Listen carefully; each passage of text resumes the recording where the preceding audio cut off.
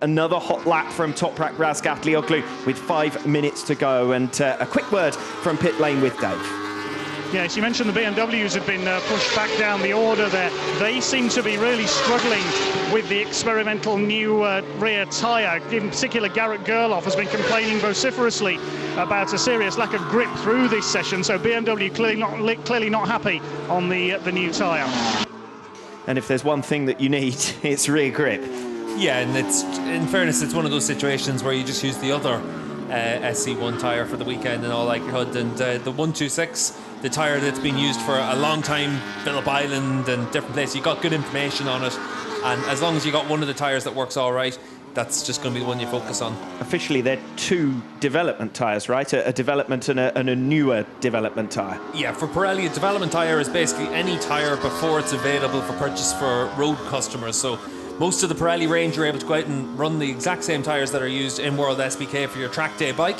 And for Pirelli, a development tyre is the tyre before they put that to market. So it can be used for a year, 2 years, and then eventually it becomes the tyre you can buy. But usually for some of these harder compound tyres, especially whenever they're designed and developed for specific racetracks, they don't see the light of day in terms of being a tyre you can buy. They're just kept on for making sure you've got a performance tyre for racing in somewhere like Most, Phillip Island, and some of the other tracks we've gone to that are quite difficult for tyres in the past, like Indonesia as well. Final 3.5 minutes of free practice 2.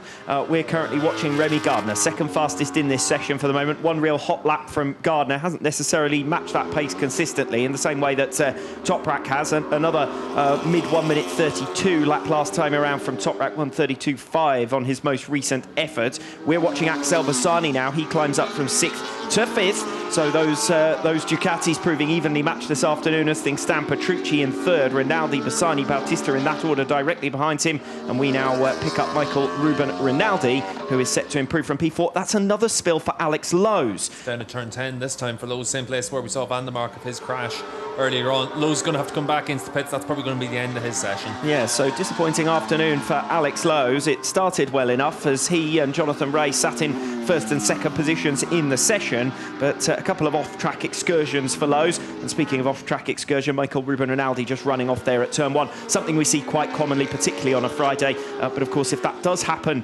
in a Super Pole session, you're going to lose a lap. It's just going to be the front goes from underneath Lowes through here. It's slow speed crash, no real damage done to bike or rider, but after any crash you have to come back into the pits, and then it's just a case of for Lowes trying to make sure you're able to get out to your practice start at the end of the session. Yes, and Lowes was straight back in last time as well, wasn't he? Straight back in and then out again with no great issue. And you can see here Alex Lowes already flinging it through. 2 minutes remaining on the clock in free practice 2, but nonetheless not the ideal way to finish your afternoon's running. No, and it's one of those days where we've seen a lot of riders have problems at the end of the day. For Lowes, he hasn't come back into the pit, so he's going to get a black flag at the end of this lap to then tell him to come back into the pits. Just looking at the lap information for a lot of riders, Alvaro Bautista, after those problems at the start of the session, he's only done a dozen laps. Most other riders have done probably another 7 or 8 laps compared to Bautista, so he's been able to go out there and get a good long run since he went back out. His lap time's still pretty competitive. He's going to come across for his next lap probably in the high 32s. So for Bautista, you're able to get good information for 2/3 race distance at this stage to be able to know what sort of condition the tyres are going to be in throughout the race. Well, as you expected, Alex Lowes has now been given that black flag to ask him to come back into the pits after his crash. That's just standard procedure. While you were talking about the times of some of the riders, interesting to see Bautista's not the top Ducati by any means. In fact, he's the 4th Ducati in this session. And actually, Petrucci setting nice, consistent pace at this stage. 1:32.4, his fastest time, and a series of laps that have all been around about that kind of pace. So good afternoon's work from Danilo Petrucci. Domi goes down at turn 1 and just asked a little bit too much of his GRT Yamaha through there.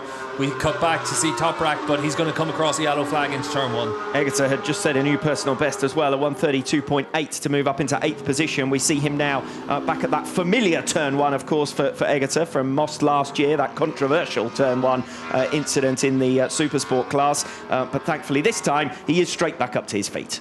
Yeah, and for Domi, he was trying to push on. He was behind Bautista on track, so maybe just trying to go with Alvaro at that stage. But for Domi, up inside the top 10, and in 8th position for this one, and no one's going to really improve that lap time considering that the yellows will. Yeah, this is going to be a replay of it for Domi, and you're just going to see just asks a little bit too much through this. There's a few bumps through turn 1, and if you just catch the wrong angle across them, you can get caught out. And for Agador, you can see they're just laying down the yellow paint there from his sliders as well.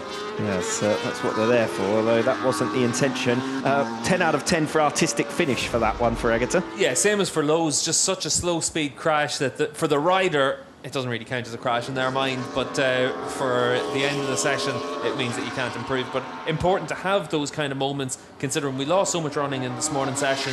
You need to find the limits, and we've seen plenty of riders find the limit in this session, unfortunately.